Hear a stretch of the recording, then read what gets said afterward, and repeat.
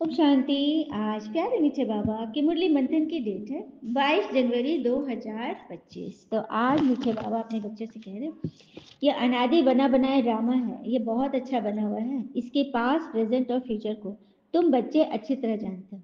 तो ड्रामा अनादि है, अर्थात न इसके आदि न अंत मध्य कुछ पता नहीं, बस ये निरंतर ये ड्रामा चल रहा है, सृष्टि चक्र जो बहुत अच्छा बना हुआ है। क्यों कहते बाबा? क्योंकि इसमें हर एक ड्रामा में, हर एक पार्ट में कल्याण भरा हुआ है, कुछ न कुछ हमें सिखाने के लिए। क्योंकि हम बच्चे के पास फ्यूचर को जानते हैं, तो हम बच्चों को तो बुझना ही नहीं चाहिए। और कहते हैं ना, घबराना नहीं चाहिए। क्योंकि यदि आप सत्य की गाड़ी में बैठे हो तो कष्ट के स्टेशन तो आएंगे ही आएंगे। हिम्मत नहीं है तो फिर उतर जाइए, दुनिया में चले जाइए, भगवान से दूर हो जाइए। ठीक है, भगवान के पास आना है तो फिर।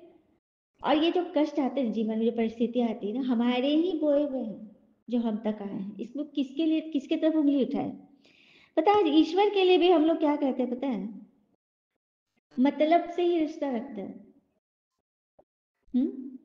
हम कोई मनता मांगते हैं, मनोकामना, तो क्या कहते हैं ईश्वर से कि आपको मनता पूरी होगी ना तो हम 21 रुपये का मिठाई चढ़ाएंगे, 1.25 रुपये का चढ़ाएंगे, या 100 रुपये का चढ़ाएंगे, 151 का चढ़ाएंगे, करते हैं ना। और कब हम चढ़ाते हैं? जब मान्यता पूरी होती है तब चढ़ाते हैं। मतलब मेरा काम करो पहले, उसके बाद। तो यहाँ मतलब के रिश्ते सारे हैं। ठीक है, इसीलिए घबराना नहीं है, बस सत्य की नाव पर बैठे रहिए। ठीक है, प्रश्न है, किस कशिश के आधार पर सभी आत्माएं तुम्हारे पास खींचती हुई आएगी? कौन सी ऐसी कशिश होगी जिससे सभी आत्माएं तुम्हारे पर खींचती आएगी? उत्तर, पवित्रता और योग की कशिश के आधार पर। इसी से तुम्हारी वृद्धि होती जाएगी। आगे चलकर बाबा को फट से लोग जान पाएंगे, देखेंगे इतने ढेर सा वर्षा ले रहे हैं तो बहुत आएंगे। जितनी देरी होगी उतनी तुम्हारे में कशिश होती जाएगी। सुना, जितना तुम ज्ञान और योग से भरपूर होते रहोगे ना, तो आत्माओं को तुमसे मतलब खींच होगी। एक उनको लगेगा कि नहीं, कुछ ना कुछ बात तो यहाँ जरूर है ना। और एक बात पे जरूर ध्यान देना है, कोई कैसा है इस बात को इंसान बखूबी याद रखता है। सामने वाला कैसा है वो जरूर याद रखता है, लेकिन वो खुद कैसा है इस बात पे तो कभी ध्यान ही नहीं देता। तभी तो भगवान आए हैं सारा पॉइंट आउट अपनी तरफ, हमारी तरफ करने के लिए। तुम खुद को देखो पहले, अपने अंदर, अपने भीतर की सुधार करो, तभी तो आत्माएं खिंच कर आएंगी, है कि नहीं? ओम शांति। रूहानी बच्चों को यह तो मालूम है कि हम आत्माएं परमधाम से आती हैं, बुद्धि में है ना। जब सभी आत्माएं आकर के पूरी होती है, बाकी थोड़े रहते हैं, तब बाबा आते हैं। अभी तुम बच्चों को कोई को भी समझाना बहुत सहज है। दूर देश का रहने वाला सबसे पिछाड़ी में आते हैं, भगवान सबसे पिछाड़ी आते हैं। कल भी बाबा ने बोला ना कि तुम बच्चों को विश्व का मालिक बनाकर मैं परमधाम चला जाता हूँ। भी कितने वर्षों के लिए? 5000 वर्षों के लिए भगवान वान प्रस्थि ले लेते हैं। ठीक है, तो दूर देश से, सबसे दूर देश से वाला जो है वो सबसे लास्ट में आता है, पिछाड़ी में। तो बस यही बात है। जैसे हद के एक्टर्स को भी मालूम होता है ना, फलाने फलाने का ये पार्ट, मुझे ये पार्ट मिला हुआ है, तो अच्छे से ड्रामा प्ले करते हैं। और तुम बच्चों को पता चल गया ड्रामा में जो कुछ भी हो रहा है सब में कल्याण है, और हमारा ही बोया हुआ बीज है। ड्रामा में कुछ भी अनवांटेड नहीं है, अनवांछित नहीं है, होना ही है, चक्र फिरना ही है। ठीक है, यह रहस्य है। फिर बाबा कहते हैं, वास्तव में आदि सनातन देवी देवता धर्म तो एक ही है। अपने धर्म को भूल जाते हो तो कह देते हो कि मतलब देवता धर्म को भूल गए, तभी तो गुण नहीं धारण हुए। गुण धारण ही नहीं हुए क्योंकि भूल गए कि हमारा धर्म क्या था। आइए, महाकुंभ की जो भी दृष्टांत चल रहा है उस पर एक सुंदर सी कथा है। कुंभ पर्व के आयोजन पर कुछ कथा है, सुनते हैं।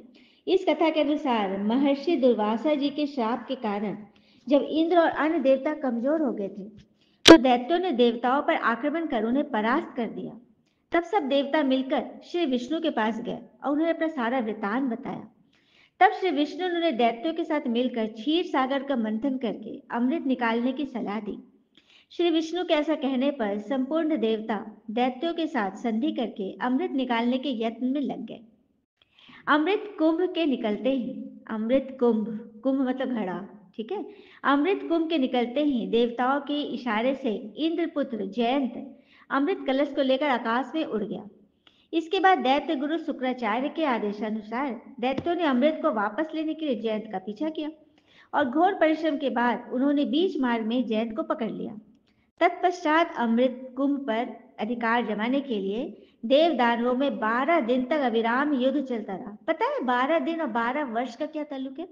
देवताओं का एक दिन, हम मनुष्यों का एक वर्ष के बराबर, इसीलिए 12 वर्षों पे कुंभ मेला लगता है। ठीक है, पूर्ण कुंभ जिसको कहते हैं। और ये महाकुंभ लगा है ये 144 वर्ष, 12 इंटू 12, 12 बार जब होगा तो 144 वर्ष हो गए। तो ये कथा है। तो इस परस्पर मारकाट के दौरान पृथ्वी के 4 स्थानों पर, प्रयागराज, हरिद्वार, उज्जैन और नासिक पर कलश के से अमृत की बूंदें गिरी थी। उस समय चंद्रमा ने घट से प्रशवन होने से, सूर्य के घट फूटने से, समझिएगा, चंद्रमा ने घट से प्रशवन होने से, सूर्य ने घट फूटने से, बृहस्पति ने दैत्यों के अपहरण से एवं शनि ने देवेंद्र के भय से घट की रक्षा की। कलह शांत करने के लिए भगवान ने मोहिनी रूप धारण कर यथाधिकार सबको अमृत बांटकर पिलाया। इस प्रकार देव दानव युद्ध का अंत किया गया। अमृत प्राप्ति के लिए देव दानव परस्पर 12 दिन तक निरंतर युद्ध हुआ था। देवताओं के 12 दिन मनुष्यों के 12 वर्ष के तुल्य होते हैं, अतः कुंभ भी 12 होते हैं। उनमें से 4 कुंभ पृथ्वी पर होते हैं, शेष 8 कुंभ देवलोक में होते हैं, जिन्हें देवगण ही प्राप्त कर सकते हैं, मनुष्य वहां तक नहीं पहुंचते। जिस समय में चंद्रादिकों ने कलश की रक्षा की थी, चंद्रमा ने, उस समय की वर्तमान राशियों पर रक्षा करने वाले चंद्र सूर्यादि ग्रह जब आते हैं, उस समय कुंभ का योग होता है। अर्थात जिस वर्ष जिस राशि पर सूर्य, चंद्रमा, बृहस्पति का संयोग होता है, समझ में आया? जिस वर्ष जिस राशि पर सूर्य भी, चंद्रमा भी, बृहस्पति तीनों एक मिश्र संयोग में होते हैं, उसी वर्ष उसी राशि में के योग में जहां जहां अमृत बूंद गिरी थी वहां वहां कुंभ पर्व मनाया जाता है ना? बड़ी बात। तो ये है हमारा धर्म, है ना? और उस अमृत को पाने के लिए हम उस अमृत को पीकर ही तो हम देवलोक जाएंगे। और यहाँ परमात्मा जो हमें पिला रहे वो है ज्ञान अमृत। इस ज्ञान अमृत से हम उस कुंभ पाने के लायक बन जाएंगे, उस अमृत को पाने के लायक। ठीक है, अब तुम बच्चे जानते हो ना कि बाबा हमको पढ़ा रहे हैं, बाबा के डायरेक्शन से ही चित्र आदि बनाए जाते हैं। जो भी कोर्स के चित्र आदि होते हैं जिसमें समझाया जाता है कि भगवान ऐसे आए, आत्मा क्या है, परमात्मा क्या है, हमारा घर कहाँ है, परम धाम क्या है, हाँ, नर नारी कैसे ऐसे करनी करे जिससे नर से नर आए, नारी से श्री लक्ष्मी बने, अपने एम ऑब्जेक्ट को कैसे प्राप्त करे, ये सारा कुछ चित्रों के द्वारा ही बताया जाता है, जो आपके पास होना चाहिए, जिसे कहीं भी कोई व्यक्ति अगर जानना चाहे, भगवान से जुड़ना चाहे, तो आप उसको अच्छी रीति समझा सकते हो, है ना? कि ये हमारा हमने जो ये प्राप्ति पाई है ये सबका हक है, सभी आकर्षण। हाँ, फिर विशाल बुद्धि जो है वो समझते हैं और समझाते भी है कि विनाश तो बरोबर बना हुआ है और होना ही है, लास्ट समय तो सारा कुछ होना है। कोई समय किसकी बुद्धि में टच होता है, तुम तो प्रैक्टिकल में हो, तुम उस राजधानी के मालिक भी बनते हो, तुम जानते हो इस नई दुनिया में हमको चलना है, तो क्या सिर्फ हम अकेले जाएंगे? हाँ, हम अपने अपनों को नहीं ले जाएंगे। तो बताना सबको है, सबको बताना है कि भगवान आ चुके हैं, क्योंकि भगवान कहते हैं सबको बता दो, नहीं तो बाद में सब मुझे उलाहना देंगे कि ईश्वर तुम कब आए, हमको तो पता ही नहीं चला, इसीलिए बता दो सबको। बाकी सबकी अपनी अपनी बुद्धि है, हाँ, कौन क्या करेगा और कौन क्या करेगा। ठीक है, और कहते हैं ना कि जब हम अपने प्रति दूसरों के बुरे व्यवहार को स्वीकार नहीं कर पाते तो वह घृणा बन जाता है। जब हम अपने द्वारा कोई दूसरा मेरे साथ जो व्यवहार किया उसे स्वीकार नहीं कर पाते तो वो घृणा बन जाता, मैंने बुरा व्यवहार करता है, घृणा बन जाता है। और जब हम उसे स्वीकार कर लेते तो वो क्षमा बन जाता है, क्योंकि उस वक्त हमें उस पर रहम आने लगती है, कृपा दृष्टि, मतलब कि कैसे इसका कल्याण, भगवान ने कि कैसे बुद्धि खोल दो, तो ये क्षमा बन जाती है। और जब हम दूसरे की सफलता को स्वीकार नहीं करते तो वो ईर्ष्या बन जाती है, और जब हम स्वीकार करते तो वो प्रेरणा बन जाती है। तो स्वीकार कर लेना यही जीवन को बेहतर तरीके से चलाने की कुंजी है। जब तक हम नहीं स्वीकार करेंगे तब तक तो फंस जाएंगे, फलना ऐसा फलना वैसा, हम कैसे हैं यह ध्यान दें। ठीक है, फिर बाबा ने बोला तुम ब्राह्मण जब पक्के निश्चय वृद्धि होगी तब तक ये झाड़ वृद्धि को पाता रहेगा, माया के तूफान में पिछाड़ी तक आएंगे ही आएंगे। विजय पाली फिर न पुरुषार्थ रहेगा न माया रहेगी, सत्युग में पहुंच जाएंगे तो फिर तो कोई माया ही नहीं रहेगी। हाँ, जीत ही जीत है। तो जो अभी हो रहा है वो सब प्रैक्टिकल में होगा। स्वर्ग तो बनना जरूर है, तो अच्छी रीति पढ़ना है। इस पढ़ाई से ही तुम स्वर्ग के प्रिंस बनोगे, हीरे जवाहरों के महल में जाओगे। यह निश्चय भी सर्विसेबल बच्चों को ही होगा। जो कम पद पाने वाले होंगे ना, उनको ख्याल ही नहीं आएगा कि अब इतना पुरुषार्थ करे, मेहनत क्यों करे, अरे मिल रहा है ना, भगवान तो पहचान लिया, बस बहुत है। मेहनत कीजिए ना, आगे बढ़ना है ना। जो बहुत सर्विस करेंगे वही महलों में जाएंगे, दास दासियां तैयार मिलेंगे। हाँ, सर्विसेबल बच्चों को ही ऐसे ऐसे ख्याल आएंगे कि मुझे कितना सर्विस करना है, कैसे किसी का कल्याण करना है। ठीक है, इसके लिए पुरुषार्थ बहुत अच्छा चाहिए, बहुत मीठा बनना है, श्रीमत पर चलना पड़े तभी तो उच्च बनेंगे। यह तो समझ की बात है ना। बाबा कहते हैं हम जो सुनाते हैं उस पर जज करो, आगे चलकर और भी तुमको साक्षात्कार होगा। नजदीक आते रहेंगे तो याद आती रहेगी, जैसे जैसे नजदीक आते जाएंगे तो याद बराबर बनी रहेगी। वास्को डिगामा के लिए कहते हैं ना कि वर्ल्ड का चक्कर लगाया, पुर्तगाली था ना वास्को डिगामा। तुमने तो इस वर्ल्ड में 84 बार चक्कर लगाया है, क्या बात है। उसे तो एक बार चक्कर लगाया तो इतना नाम हो गया, वर्ल्ड में नाम है। और तुम 84 बार चक्कर लगाते हो पूरे कल्प में, क्या बात है ना। और तुम 84 जन्मों का राज भी जानते हो। जिनैसी चलती तो अपने अंदर देखना चाहिए कि हमारे में कोई देह अभिमान तो नहीं है। हाँ, कहाँ बिगड़ते तो चिड़चिड़ तो नहीं करते, चेक करनी है अपनी। तुम योग बल में होंगे, शिव बाबा को याद करते रहोगे, तो तुमको कोई भी चमाट नहीं मार सके, कोई भी तुमको गिरा नहीं सकेगा। तुम मन से सदैव ऊंचे रहोगे, और योग बल ही तुम्हारी ढाल है, कोई कुछ भी नहीं कर सकेंगे। अगर कोई चोट खाते हैं, चोट लग गया, किसी को दर्द हुआ, तो जरूर देह अभिमान है। देही अभिमानी को तो कोई गिरा ही नहीं सकता, तो भूल तो अपनी ही है ना। विवेक ऐसा कहता है देही अभिमानी को कोई कुछ भी नहीं कर सकेगा, क्योंकि वह देह ही नहीं समझता, आत्मा समझा है। आत्मा को थोड़ी कोई पकड़ सकता है, कोई गिरा सकता है क्या आत्मा को। हाँ, ना आत्मा को काट सकता है, न गिरा सकता है, न मार सकता है, न जला सकता है, कुछ भी नहीं कर सकता। तो बस आत्मा समझो अपने आप को और मौज में रहो।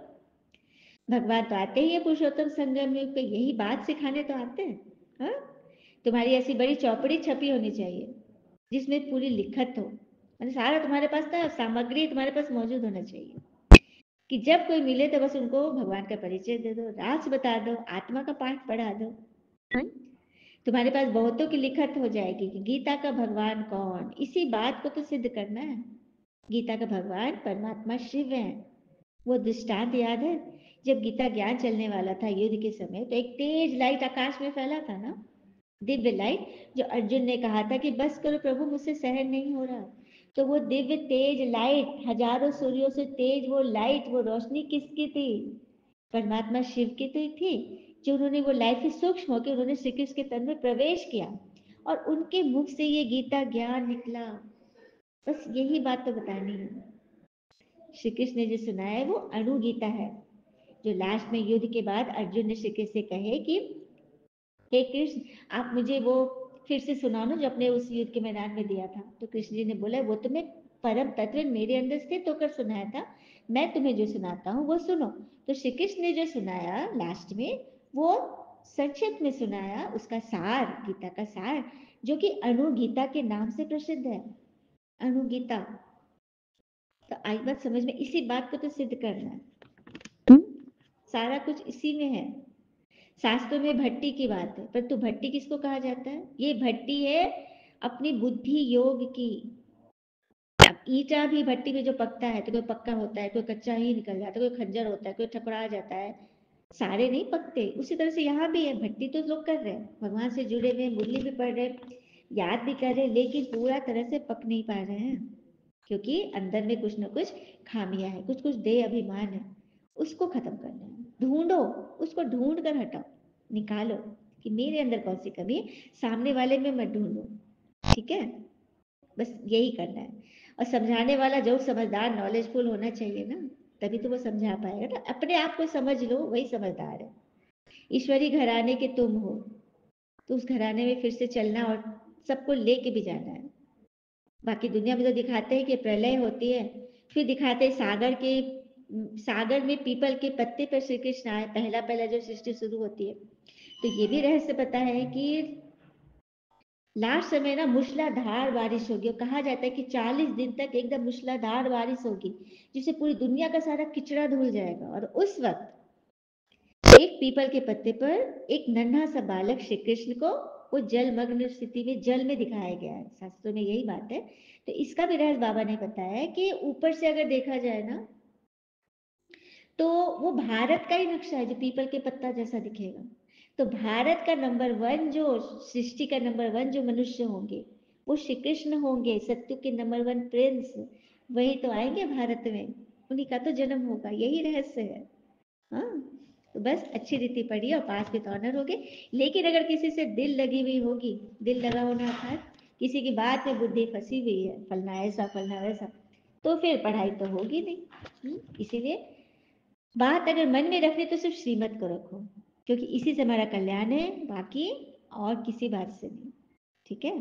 बाकी कई लोग तो सत्संग में भी बैठते हैं भक्ति भाव में, फिर भी बुद्धि कहाँ ना कहाँ भागती रहती है। तो ये तो बहुत जबरदस्त इम्तहान है ना मन बुद्धि का, कि मन बुद्धि को कैसे एकाग्र करें। उसके लिए बहुत सुंदर सी प्रैक्टिस है। आराम से बैठे और श्वासों पर ध्यान केंद्रित कर ले, लंबी सांस ले, ऊपर में इसको होल्ड करें, उसके बाद फिर छोड़े। कुछ मत सोचिए, अभी सिर्फ श्वासों पे 10 बारी 11 बारी कर लिए ना, आपका मन आपका शरीर एकदम शांत हो जाएगा। और उसके बाद फिर ये मुरली मंथन सुन लीजिए, है ना। शरीर एकाग्र हो गया, मन एकाग्र हो गए, तो फिर सब कुछ अंदर जाएगा। अच्छा, मीठे बच्चों प्रति भगवान की नमस्ते, हम बच्चे के भी प्यारे बाबा को नमस्ते। धारणा के लिए मुख्य सार पहले पर, विजय माला का दाना बनने के लिए बहुत अच्छा पुरुषार्थ करना है, बहुत मीठा बनना है और श्रीमत पर चलना है। दूसरी पर योग की सेफ्टी के लिए यह ज्ञान ही ढाल है, इसीलिए योग बल जमा करो, देही अभिमानी बनने की पूरी कोशिश करनी है। देही अभिमानी अर्थात आत्मिक गुणों में टिको।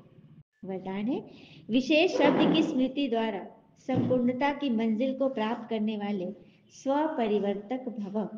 विशेष शब्द की स्मृति द्वारा संपूर्णता की मंजिल को प्राप्त करने वाले स्वपरिवर्तक भव। कल बाबा ने क्या बोला था वरदान, संपूर्णता की स्थिति द्वारा अज्ञानता के अंधकार को मिटाने वाले सर्च लाइट बनते हैं। आज बाबा ने विशेष शब्द पे जोर दिया, तो विशेष बनिए, स्वपरिवर्तक बनेंगे, वही विशेष बनेंगे, संपूर्णता की मंजिल को वही पाएंगे।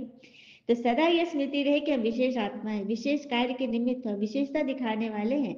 यह विशेष शब्द विशेष रूप से याद करो, तो आपका बोलना भी विशेष, देखना भी विशेष, करना भी विशेष, तो सोचना भी विशेष। हर बात में विशेष लगाओगे ना, तो स्व परिवर्तक स्व विश्व परिवर्तक तो बन ही जाएंगे। ठीक है। स्लोगन, विघ्नों से घबराने के बजाय उसे पेपर समझकर पार करो। घबराना नहीं है, अभी क्या सुना था, घबराना नहीं है, क्योंकि हम सत्य की गाड़ी में बैठे हैं, तो कष्ट के स्टेशन तो आएंगे ही आएंगे, इसलिए घबराना नहीं। ईश्वर हमारे साथ है, तो फिर डरने की क्या बात है। अच्छा, ओम शांति। शुक्रिया बाबा, शुक्रिया बच्चे।